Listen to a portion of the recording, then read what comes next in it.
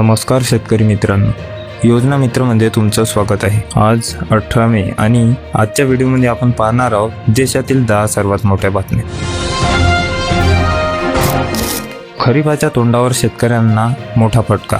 रासायनिक खतांच्या किमतीत पोत्यामागे तब्बल 200 ते 400 रुपयांची दरवाढ। युरिया आणि DAP वगळता इतर खतांचे दर गगनाला। आंतरराष्ट्रीय बाजार आणि युद्धजन्य परिस्थितीमुळे किमती वाढल्याचा अंदाज। एकीकडे टंचाई, दुसरीकडे दरवाढ। वाढत्या खर्चामुळे यंदाचा खरीप हंगाम कसा द्यायचा? कोल्हापूरसह राज्यातील बळीराजासमोर मोठा प्रश्न। पाणी संकट विरुद्ध धरण गावात लोक चळवळ। नाला खोलीकरण मोहिमेमुळे शेतकऱ्यांच्या भविष्यातील पाण्याची चिंता मिटणार। पालकमंत्री गुलाबराव पाटील यांचं प्रतिपादन। भूजल पातळी 3.5 मीटरने खाली गेल्याने जळगाव जिल्ह्याला डार्क झोनचा धोका। धरण गावात तब्बल 310 किलोमीटर लांबीचा नाला खोलीकरणाचे काम युद्ध पातळीवर। धरण गावाचा हा अनोखा प्रयोग संपूर्ण राज्यासाठी आदर्श मॉडेल ठरेल, जिल्हा अधिकारी रोशन घुगे यांचा विश्वास। नदीपात्र रुंदीकरणाची पालकमंत्र्यांकडून प्रत्यक्ष पाहणी। पेट्रोल डिझेल पुन्हा खिसा कापणार। तेल कंपन्यांना दररोज 2400 कोटींचा तोटा होत असल्याचा सरकारचा दावा। किमती वाढण्याची शक्यता। तोतारी दाव्यांवर तज्ज्ञांचा मोठा खुलासा। सरकारी तेल कंपन्यांनी आर्थिक वर्षाच्या पहिल्या 9 महिन्यांत कमावलाय तब्बल 1.36 लाख कोटींचा नफा। ग्राहकांकडून एका किलोमीटर मागे किमान 36 रुपये केंद्र आणि राज्य सरकार कराच्या रूपाने वसूल करत आहे। आंतरराष्ट्रीय बाजारातील दरवाढीचा भुर्दंड सर्वसामान्यावर। राज्यातील डिजिटल क्रांती। तलाठ्याचे फेरे संपले।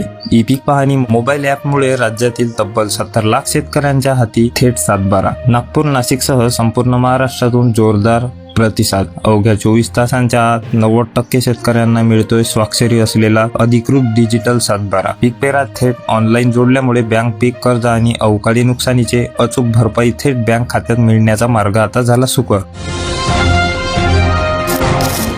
हवामान बदलाशी सामना करण्यासाठी पोखरा म्हणजेच नानाजी देशमुख कृषी संजीवनी प्रकल्पाचा टप्पा 2 ला मोठा निधी मंजूर।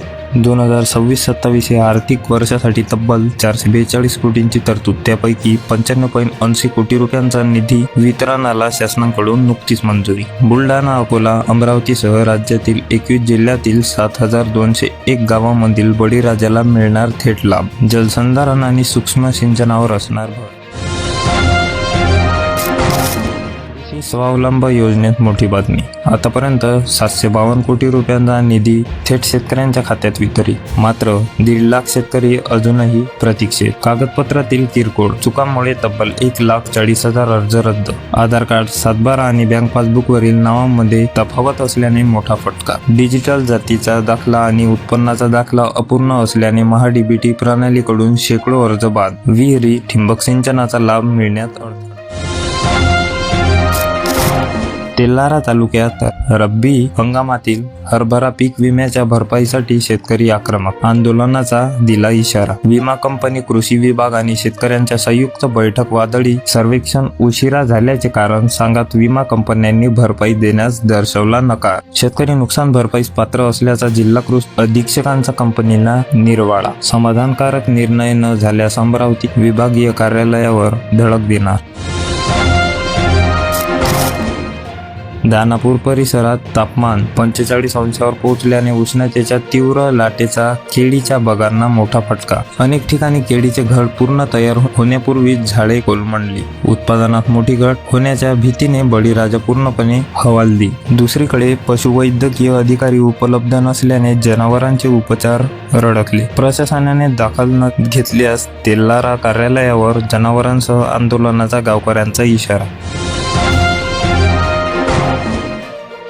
खरीपाची मोठी बातमी। यंदा अकोला जिल्ह्यासह राज्यात कापूस लागवड क्षेत्र 5 ते 10% वाढणार। अतिघनता लागवड पद्धतीवर शेतकऱ्यांचा मोठा भर। केंद्र सरकारकडून कापसाच्या हमीभावात मोठी वाढ। लांब धाग्याच्या कापसाला प्रति क्विंटल 8,667 रुपये तर मध्यम धाग्याला 8,267 रुपयांचा हमीभाव जाहीर। कापूस उत्पादन वाढीसाठी देशात 5,659 कोटींचे कापूस तंत्रज्ञान अभियान। विदर्भातील कापूस उत्पादक जिल्ह्यांचा अभियानात प्रामुख्याने समावेश।